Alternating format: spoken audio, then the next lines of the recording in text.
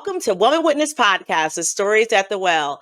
I'm your host, Leah Fortier, and this week I have a special guest for you that I cannot wait to introduce you to. As you all know, here at Woman Witness Podcast, the stories at the well, we create a platform where we bring voices of women who are out here making a positive impact and a difference in their communities, in the world, and they have a story that they are willing to share. So, without further ado, I want to go on ahead and introduce to you guys my special guest for this week. Her name is Wynn Charles. So Wynn Charles is an author who has surpassed the odds despite being born with cerebral palsy. In her memoir, I Win, she shares an inspiring account of her life, highlighting her experiences of living with cerebral palsy over the years. Apart from being an accomplished author, Wynn Charles is also a participant in the Kona IronMan Triathlon, a CEO of a successful jewelry design firm, and motivational speaker. She is a true inspiration to many, exhibiting the strength and courage to live to the fullest despite of any challenges. When Charles tours the country, visiting schools and institutions, raising awareness about cerebral palsy and encouraging others to live fully, regardless of any limitations. She is also a passionate advocate for veterans worldwide. Without further ado, let me introduce to you my special friend. I am blessed to call her friend, Wynn Charles. Wynn, welcome to the well. Hey, girl. Thank you. Thank you. This has been a long time coming. And for those of you that don't know, Leah and I started this project together. Leah met with me several times and she goes, "What am I going to do? How am I going to get people into my program? How am I going to get the manpower behind my program?" And I said, "Well, Leah, you have the airwaves out there, you have YouTube out there. Why don't you start with podcasting and YouTube? Because that's how you're going to attract the people that you want in your program." And so she just thought that was cat's meow.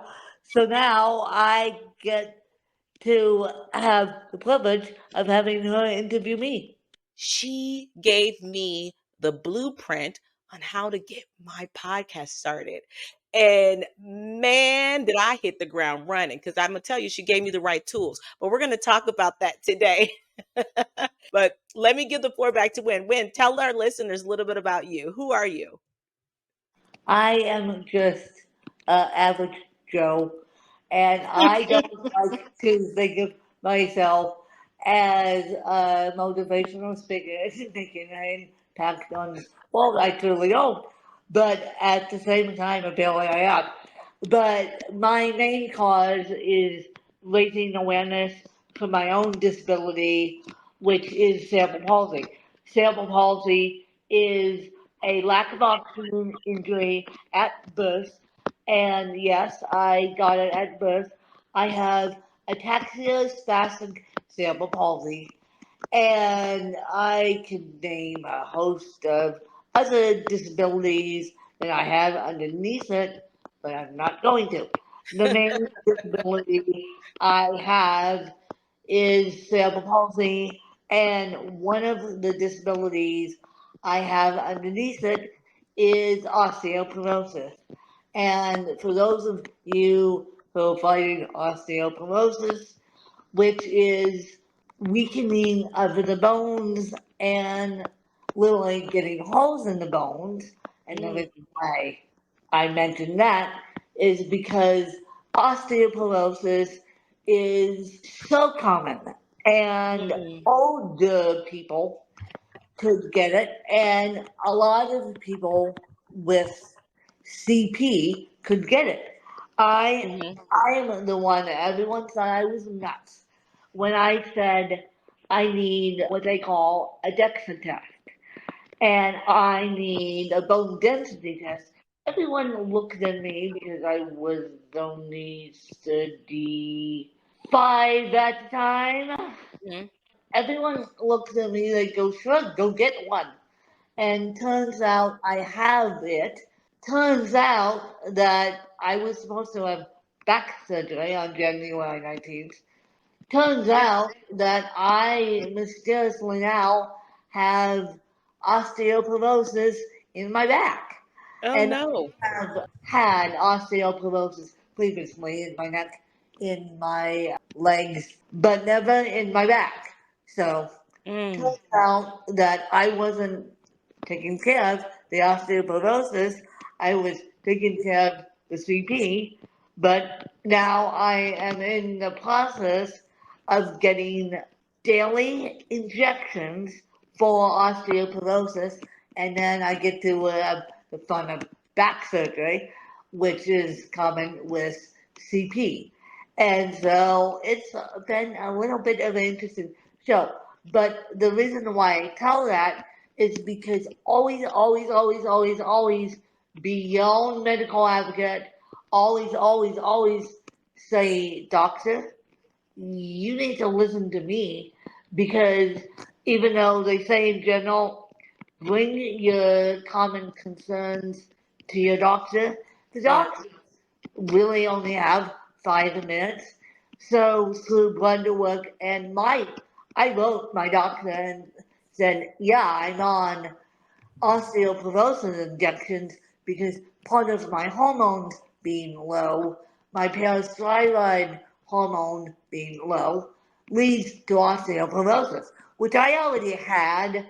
So I kind of knew that I was going to be on injections. But then when I Googled the symptoms of parathyroids being low, hormones being low, what is the underlying cause? And the underlying cause is osteoporosis. Mm. So, no surprise there that I still have osteoporosis, but now we're focusing on osteoporosis in my back. And the reason why I bring that to the table is because I want especially women and men, to be their own medical advocates. And even though they say in general, bring your concerns to your doctor, doctors really only have 5 minutes, if not 20 minutes, and then they're on to the next patient. Make a list of what's going on, even if it's the small aches and pains, and bring that to your doctor. Yeah, absolutely. I think that's important. I think it's very important. So, have you always had to be your own medical advocate, Lynn? Yes, Something I've recent. been my own medical advocate. Well, I've been my own advocate since the age of 23 when I lost my mommy. Those of you who know me personally know that my mom was my greatest champion. Most mothers are of their kids, whether they're disabled or not. People think, no, I hate to call them disabled now, but the disabled primarily think, mommy and daddy are going to do it for me. No, no one is going to save you. No one is coming to save you. You have to work on yourself, and I won't say a bad word because editing, but you have to be aware of your own self, and you have to start working on your own self. Lynn is an established published author of almost 13 books. Talk to us about your podcast and all your books. Oh, all my books and my podcast. My podcast is called As CP. It was formerly known as Ask When. Don't type Okay. Ask into Google anymore because it's As CP. And you can type it into Apple Podcasts. And Leah has my website. Say it one It's more time. When Ask CP. no, As CP. Okay, Ask CP. And I'll send Leah my website so she can stick it in the show notes. It will all be in the show notes, people. She and her team can stick it into your notes. And so it's as CP, or Okay. just Google my name and you'll find the videos and podcast interviews, including this one. And then you'll find all about me. And yeah. One thing I like about you, for everyone who is listening right now, one thing that I got a chance to learn about Win is that Win is a fighter. She is a witness. When her and I met, she came and she brought a lot of who she was to our conversations when we were partnering, working together on different things. And one of the things that I will tell you is that she came with her story, but she came with some hard facts on how she overcame any disability or anything that has gotten in her way. So, with that being said, when you said that you were a big mommy's girl, so tell me about some of the things that your mom instilled in you as a child that gave you this personality, this fire that you have now. Because I was my mommy's girl, Hmm. and every time people see pictures of my mom and I, they say, "Man, you are the spitting image of your mommy," and it's not funny, and how much we look like. And so what my mommy really taught me, and God bless her, is I was lucky enough to be mainstreamed in all the way through high school and partially through college. My first degree I was mainstreamed, my second degree I was doing it online. And I'm Mm. still trying to get that second degree in journalism. And so I was lucky enough, I didn't even know what a special ed classroom was until I was in high school. Wow. I Uh-huh. didn't even know what a special ed classroom was until I was in high school. But the drawback Yeah. of me being mainstreamed, even though it had a million and one blessings to it, the drawback of me being mainstreamed, and maybe my parents were, well, my dad was definitely in denial, my mom not so much, Mm. but the drawback of being mainstreamed is that I didn't know what cerebral palsy was Mhm. until 2019 when my dad died. And hence, after I got emotionally and physically abused by a Mm. family member, not an aide, thank you very much. The aides wouldn't touch me. The aides would touch me, but they wouldn't touch me in that way. They would help me with my showers and help. I need help. I need help on a daily basis to get dressed, by the way.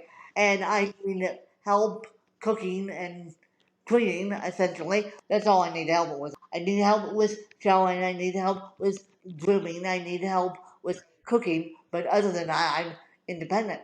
And so the aides would help me shower and help me do all that, but they wouldn't touch me in inappropriate ways. Right.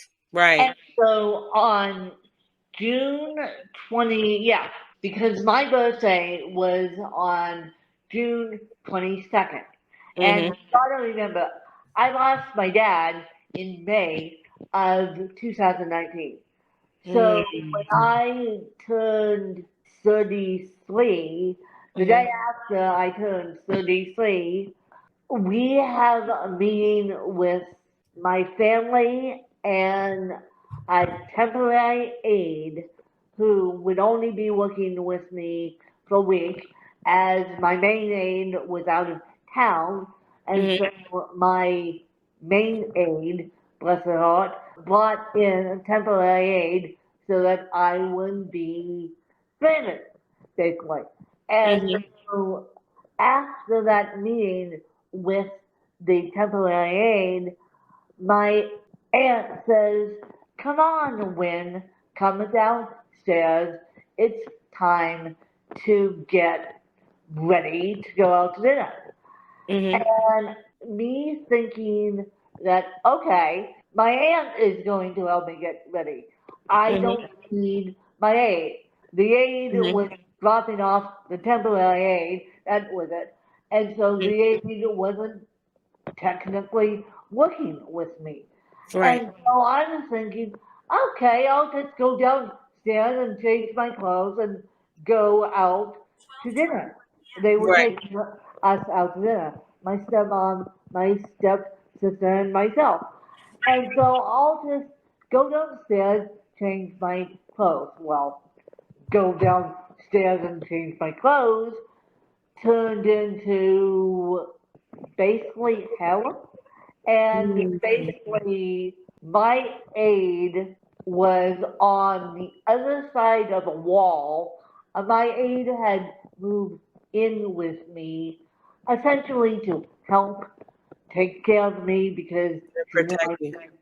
not necessarily to protect me, but she knew I needed more help since my life had been uprooted.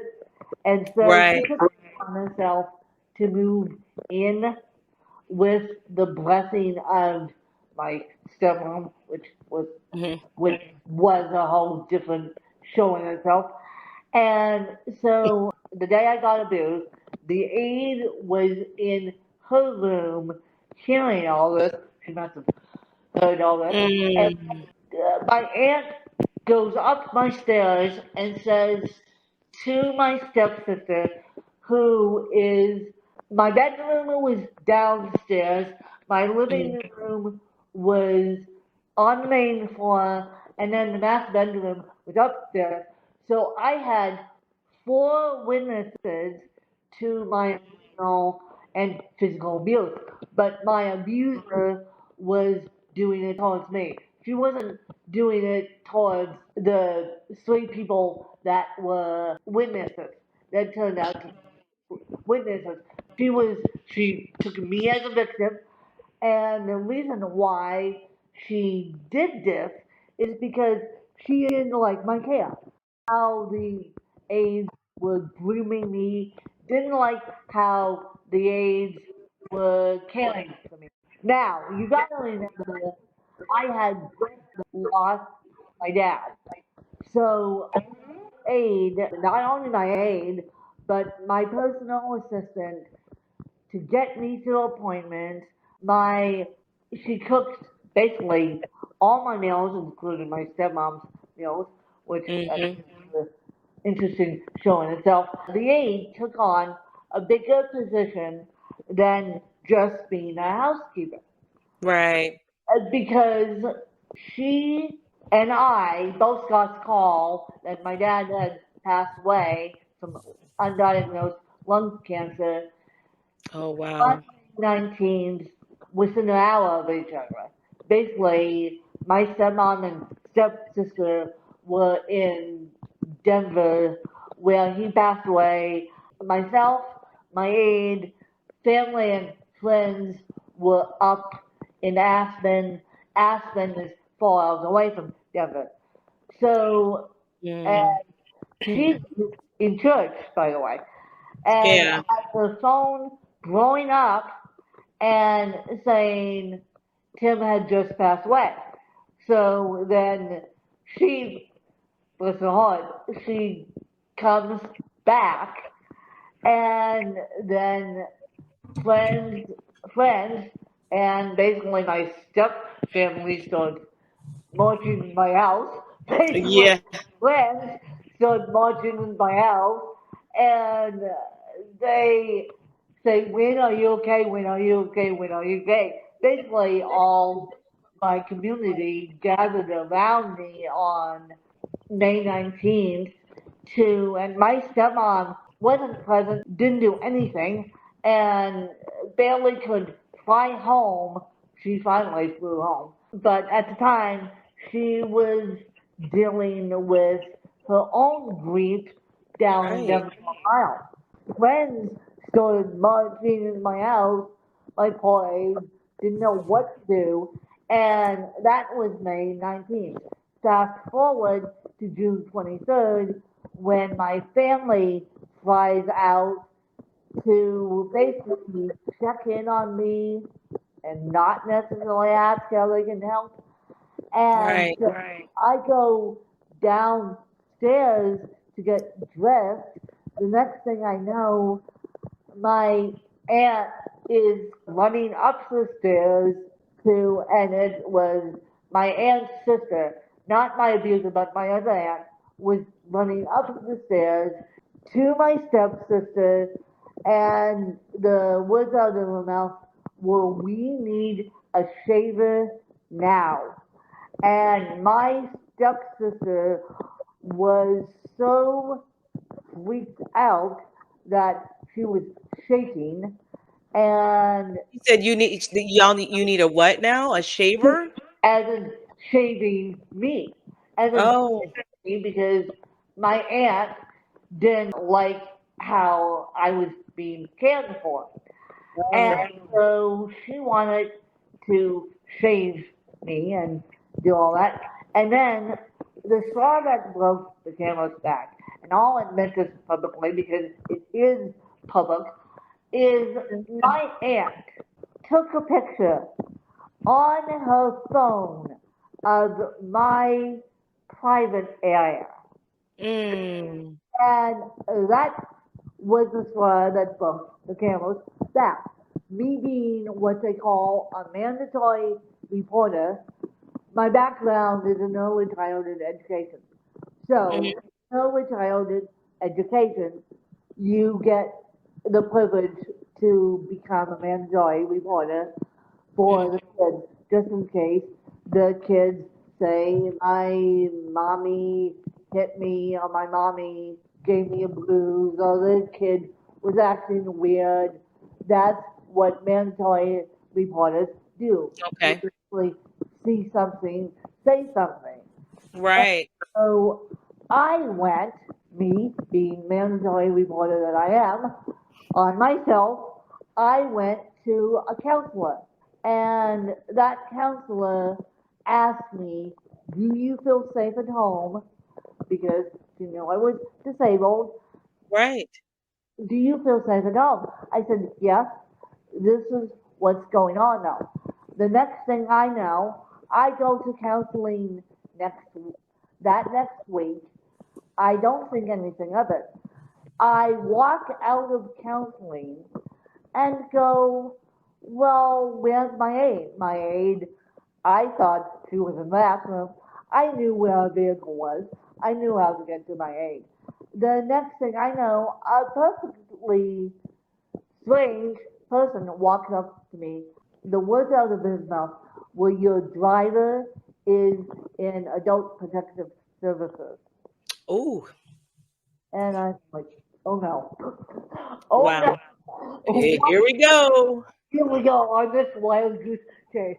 So I launched myself, my counselor, I launched myself back to my counselor and said, "By the way," she knew, the counselor knew this was happening because she's also a mandatory reporter. So she picked up the phone to her friend at Adult Protective Services after I left and Wow. explain the situation. Well, thank God she did. And so, of course, with Adult Protective Services, they want to interview the victim Yeah. and interview the witnesses too. And I said, "Well, I get escorted over to Adult Protective Services. My aide comes out of Adult Protective Services. I go in there and they basically explained when this is what's going on. Right. The malls tips us off, and we're doing an investigation on your case. We need your story. I said, I literally sat there and knew that Stephanie Malls had tipped them off, and I said, "Fine, you can interview me all you want, but does my stepmom know?" And they go, "Yes, we called your stepmom and told her what's happening." And so I'm like, "Okay, great." My aide was on, went first to get witness statements, and then I went second with the professional interview, and yeah, never again Wow. will I get professional interviews. I give interviews. I don't get interviews in that sense of it. Interview. So now you're traumatized. You're like, I don't like interviews. Like, okay, here we go. And so then my stepsister had to do hers over the phone, and then because she was in Denver at the time, the cops showed up at my house to do my stepmom's witness statement, and I'm like, I knew they were coming to the house, and my stepmom goes, "Why do I have to do a witness statement?" I basically said, because you were witness to, What and happened that day? to what happened that day. And my stepmom tried, and I was with my aide, and I remember the adult protective services telling my aide, don't tell Mallory what's going on as your witness statement because we're trying to piece everything together here for when we're trying to protect Win. And so my aide, being my aide, she goes, okay, I won't. Well, what does my stepmom do? The moment we get home, and my stepmom knows that both my aide and myself were in when were in adult protective services in Aspen, Colorado, and what does my stepmom do? She automatically asks my aide, what did you say to them? And my aide goes, I can't say what I said to them Yeah. because they're still trying to. Peace. So you have a person who's a witness to basically this big long story. If you have a person who wants to know everything and is a witness to your emotional and physical abuse people, just be very careful on who you bring in to adult protective services because Let, 90 let me ask you a question when for some people who are listening and may be victims in some way, shape, form, or fashion of and this is abuse. why What would you say to them? public, this is why I bring it up. This is, yeah, I know where you're going with it. Mm-hmm. What would So you say to them? I would say, well, here's what I've learned, and I am holding a phone to you guys, which I I plan. you tell me if you need a break. I'm happy to say I'm holding a phone, but Hey man. I would see. Here's the problem: if I said to any emotional or physical abuse victim, the problem is that the abuser won't let you go get help. Even if you run to a bathroom and say, I have to go to the bathroom, and which was my escape plan, my escape plan was to bring my phone into the bathroom and text my stepmom, my stepsister, and my aide and say, help, I'm being abused, call the cops. Let's get the cops over to the house. But the problem is that abusers won't let the abusee go. They will just keep abusing and abusing and abusing and abusing. So my advice is for those of you who are in counseling and you got to be a mandatory reporter on yourself to that counselor because they can, if they're smart enough, they can call adult, well, anyone can call adult protective services in all 50 states, but counselors are also mandatory reporters. So Right. if my plan didn't work, escaping to the bathroom and quickly sending Locking a text yourself. message, uh, Right. because I couldn't be on the phone because that would tip the abuser off. Mm. Mm. So I backed myself up into the wall. I answered my abuser's questions, and then she put me in a cell against my will. By that time, I knew I was getting emotionally and physically abused and got out of there by the grace of God. And Right. so, Right. and Thank you, then Jesus. when she said a comment of which talking about my care, which I won't say publicly, Yeah. uh, it that was the other straw that broke the camel's back. Right. And so I knew by the time, and then of course, my aunt and my abuser, one was talking to my stepmom, Mm. and the other one was talking to my aide. I quietly walked up my stairs and went out to the car because I, with help, because I knew that in the next week that and I didn't say anything, I knew Yeah. that next week I was going to report it to a mandatory reporter and have the mandatory reporter take it over. When I think one thing that you said that you knew that your abuser wouldn't let you go, and but you made up in your mind that day, that moment, that you had overcome your fear, and you're like, this stops. How did you get to that point? Because it's so scary to come to the point where you say, you know what, I'm gonna rock the boat, I'm gonna ruffle some feathers, but enough is enough. How did you get to that point? I got to that point because I was in grief counseling, and that's another thing. My stepmom made me go to grief counseling, made me. She forced me to Yeah. go to grief counseling, which never force anyone to go do anything they don't want to do. Okay. Counseling, thank you very much, even though they were grieving the loss of their dad. In Yeah. my case, or grieving the loss of anyone, people have to do things in their own time, and I Right. had sense in their own time, and you can't force grief counseling on anyone. So I Mm. was in grief counseling already, and again, my because my stepmom had a full-time job and relied on aides, like there was no tomorrow, Yeah. and she went to work again.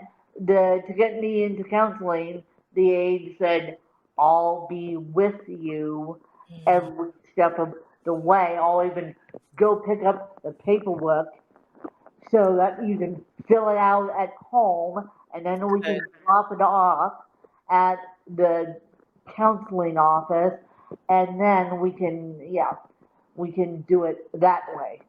But that's how we did it. And so my stepmom said, "You need to go to counseling now," and all this stuff.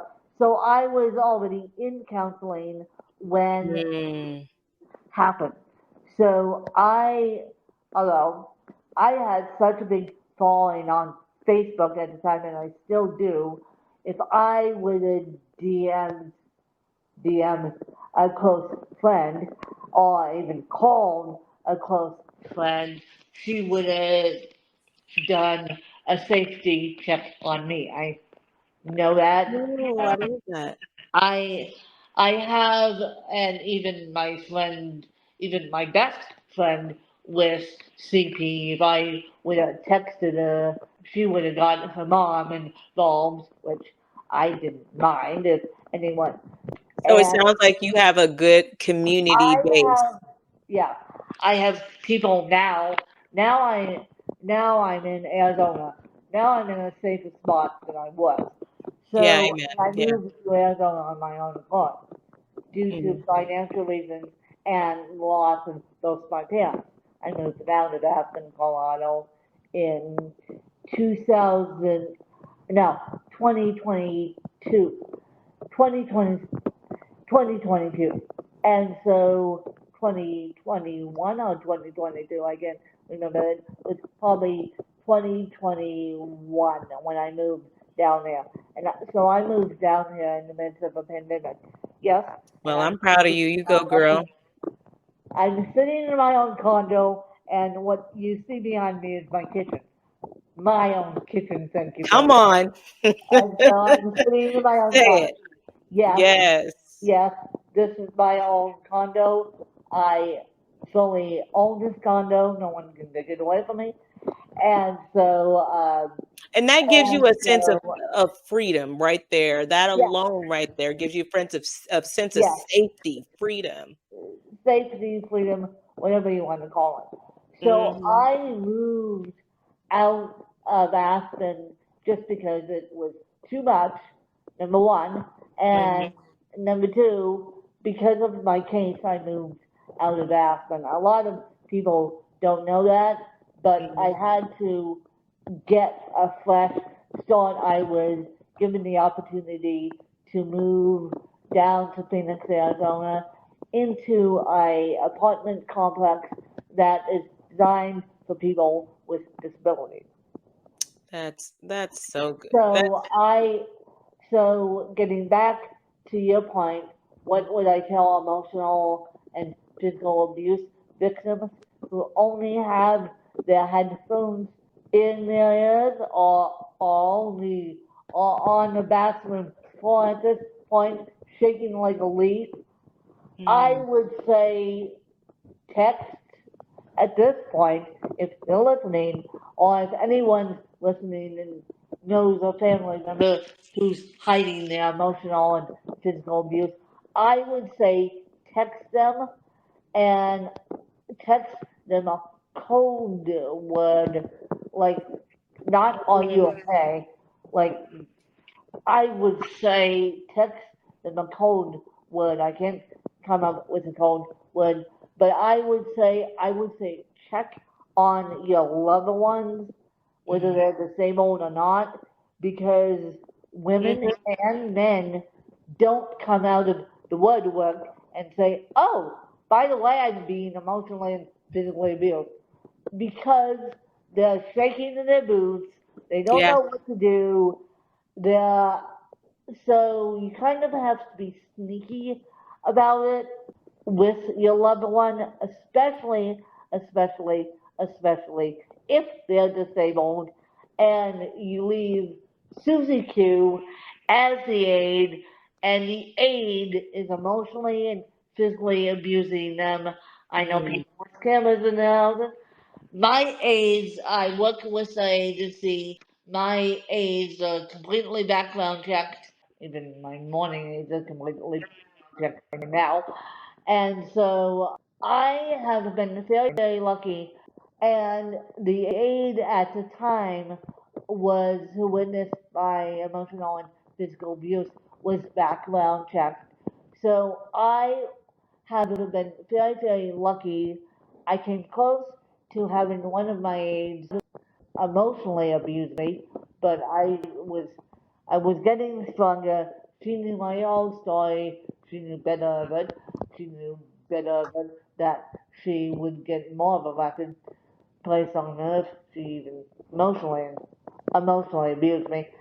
And so I've Mm. been very lucky, and I do have a support system behind the scenes that I could text and I could call and say, look, help I me need help. out here.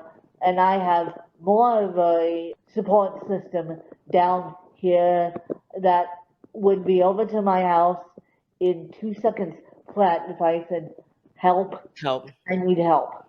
I love that win, and I'm glad that you have that, and I think it's so important that we as women, we as men, anyone, we need to have, doesn't matter what your situation is, you need to have someone that you can call for help. Tell our listeners how you were able to combine your disability and manage it with your professional career. How did you overcome those hurdles and triumphant out of it? Well, as soon as I discovered what CP actually was, Mhm. and as soon as I did research on what CP actually entailed, I was able to make the decision that I was going to make it my gift and going to use my story publicly and state that I have CP and not hide it, and state that I am now in a better position than I was, and my fan base has been really, really supportive of me moving to Arizona. The only bad thing is they keep teasing me that I'm out of my house all the time, that they can't find me to sit with me and talk to me. But that's okay. Sometimes you gotta leave. That's okay. Sometimes you have to That's leave some okay. people behind. But I truly left Aspen behind. I have no, well, I still do have connections up there, but I You look left happier. my, thank you, I left my roots to start to plant new seeds in Phoenix, Arizona. And Mm. I hate to use this cliche, but it's the Phoenix rising above the ashes. And people keep laughing at me for that statement because those who know me truly well, you know who you are, say it's incredible to watch your growth. And Yeah. what ends up happening is if you're in an icky situation, you got to get out of that icky situation, no matter how many people say, please stay, please stay, please stay. You got to take care of yourself as women, as moms, as caregivers, as everyone else. You got to take care of yourself. Tell us real quick before we close out. I know, and listening to a lot of your podcasts as well, you have a faith background. How did your faith help you through from the moment you found out who you were and the difficulties that you had to overcome? How did your faith pull you through? Well, basically, my faith pulled me, my faith still is pulling me through day by day by day as I go Mm. through these new medical challenges. And yes, I'll admit I'm Episcopalian now. I am a retired Catholic. So with Love one house, it. I am a retired Catholic, and that's another thing. I had to leave the Catholic Church because the Catholic Church wasn't serving my needs. I mean, Mm. I'm the small town kid that figured out that after she got one first communion, that figured out that she can't do another one until her friends do it, and she saw all these people. People will tell you I am the type that will take it all in and not say anything. And I remember asking my mom in a church pew in the Catholic Church, St. Mary's Catholic Church in Aspen, Mom, can I go up for communion? Because at the time I had a private first communion in a church in Nassau, Bahamas, and I was actually baptized in Nassau, Bahamas. I wasn't Oh, even baptized in the U.S. okay. My mom's family and my mom grew up down there. My mom's family still lives down there, so yes. Wow. I have the Caribbean roots in me. And Okay. All right. I was a small town kid to figure out, well, first communion, you get the first time having the wafer and the wine, Right. and it and my mom looked at me straight in the face in that church pew and said, "Absolutely not. You're not allowed to do it before your friends do it. You just got the special honor of having one before your class do it, thanks to Grandma, who Grandma and I were really, really close. My mom. I'm my grandma's namesake. My mom No. actually named me after my grandma. And Mhm. so grandma and I were really, really close. Well, grandma did anything and everything good for all her grandchildren, including me. Grandmas all the best. Shout out to grandmas in general because they are Yes. the best. And so Grandma hosted a private first communion. Well, little Miss Wynn thinks that now she had first communion. And so when my mom said that, I'm like, nope, this doesn't sit well with me. Yeah. I was eight, I was probably 8 years old at the time, and knowing that, I'm like, nope, the Catholic Church doesn't sit well with me, and so I Mhm. left the Catholic Church in 2010 after Mhm. the priest saying to me, and he knew my aunt and uncle were with me, and after the priest saying to me, how's your mom? I said, oh, she passed away. I looked Mhm. at him like with a deadpan face and said, oh, she passed away. And he goes, oh, how nice. And I'm like, Oh, okay.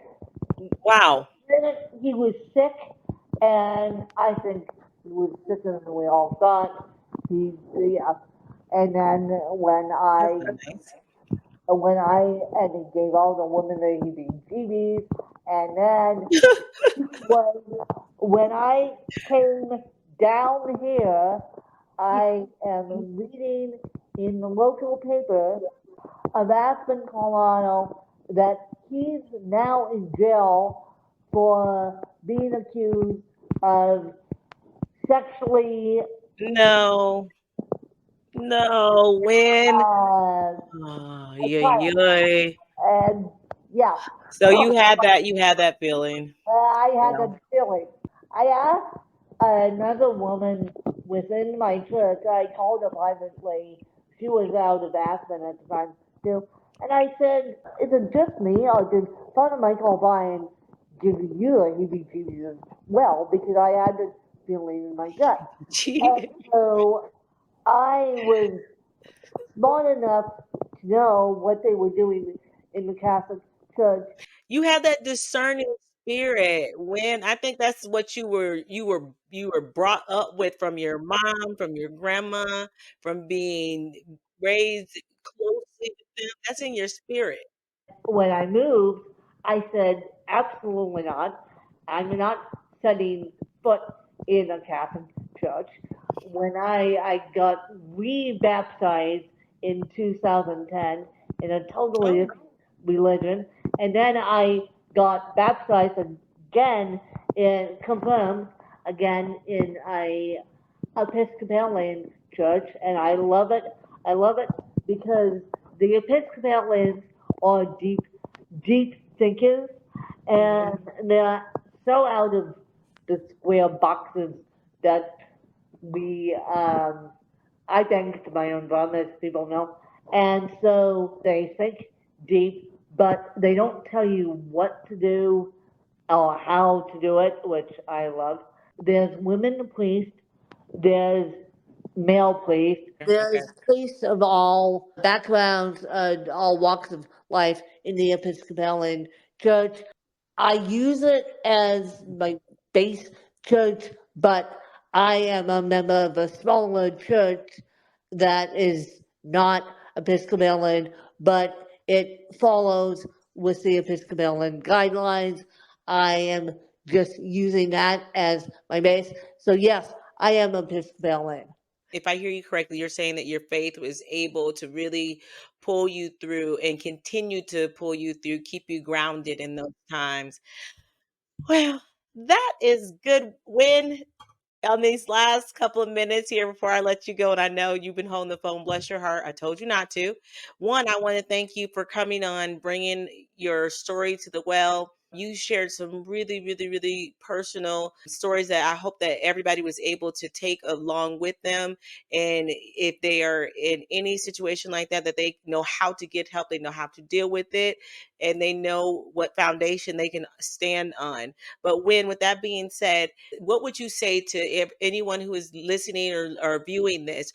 What would you say to them? Give us one last takeaway, one last piece of advice from Win. This would be my last piece of advice. If you're on the bathroom floor because And I'm speaking to the caregiver who has a disabled person who is taking care of the disabled person. And you're at your wit's end, which I know people are. I know that because I have seen it in my own life, and I get at my wit's end too. As a disabled person, go get help. Don't do shaking baby syndrome, or don't emotionally and physically abuse a kid just because you're doing you're stressed out because of financial reasons, helping that disabled kid along, and the divorce rate is higher than the average divorce rate because of parents of a disabled kid. You get all the medical needs too of that kid. So go get help. Go get help. Run to, well, if you can, walk to the next door neighbor and knock on the next door neighbor's door and just say, would Help. you watch my kid for 2 seconds while I go take a shower and go get respite care? They call it respite care. Or hire help so that you Mm. can go on a date night with your husband. That would be my last piece of advice. When I love that. That's great advice, and I think that that's advice that we can all use. And if you, like Win was saying, if you are a caregiver of anyone, including your own children, yes, it's okay to say I need help. And I love that so much. When I think that is something that we can all take, even in our own personal lives, our businesses, our marriages, any friendship. Get help. It's so funny because people tease me all the time. They're like, you have a disability. It's okay for you to get help. It's not okay for the rest of us to get help. I'm like, yes, it is. It's Yes, okay yes, to yes. ask for help. You better You ask for better. help. How are you Hey, supposed to fill up an empty cup and give it to others if your own cup, spiritually, emotionally, self care, come on, disabled caregiver, is empty? come Think on. about think about that, people. Think That about that. that is true. How are You you cannot supposed to give pour. and give and give if your own cup is empty? Think about Amen. that, and I leave you with that. Thank you, Win. Yes, thank you, my love. Yes, you cannot pour from an empty cup. You heard it from Win Charles. She has given us some great nuggets. She has shared her story, her truth. She met me here at this well. She helped me, gave me the nugget, gave me the inspiration to get this well going. I thank God. I thank God for my beautiful friend. Win, thank you so much for being a guest with us here today. I love you. Yes. So, And if thank you. you guys want to just Google my name, you find more about my story. And if you type in as CP on Apple Podcast or Spotify or anywhere you're listening to podcast, you can follow that and follow women and as well, and give Laya a like and subscribe. That makes the iTunes algorithm happy. And so yeah, just follow us.